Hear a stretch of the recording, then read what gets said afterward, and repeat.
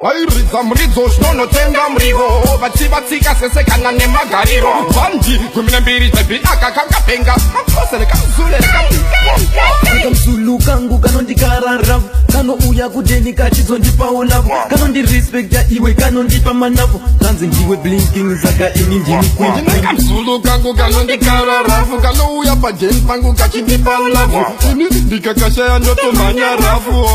bebi ndakokonya dhafu takatanga kabvunza zita zvikanzi mbali ndikadichinzwa mbali iwe ndakupiwa namwari kakandimbisa ndavhu isinga mushande mari ndakakadzidzisa shona ende kakuigona kubika zvinonaka iwe kanogona ndakurovera munhu kumushanda tokanganwa ende ndaimbobulema nokuti pakaimbawenera nhasi ndave fodya pamino ndazvionera ndakuimba ndakafa kasonga maskiri vabereki kumusha ndatonyora wiri vagare vazviziva ndiri mupenya ndichauyi kusiri kuda kwangu bati ndoza zviri ndikamzulu kangu kanondikarara kanouya kudeni kachizondipawo lavo kanondirespekta iwe kanondipa manavo kanzi ndiwe blinking saka ini ndini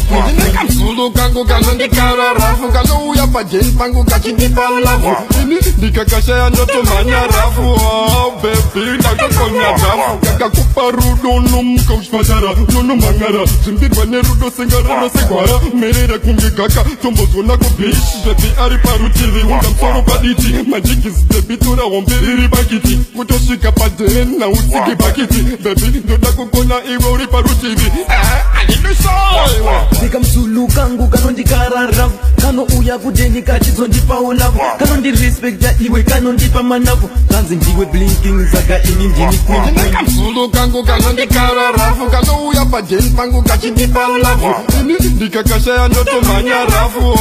bebi ndakokonya dhafu kanozondiyemera iwe zvinonakidzira kakandibata muti uno kachiruma muhuro tichifamba zvedu tichinanaidzana munondiona munogaya kuti ihangaiwa kanisati ndambonyura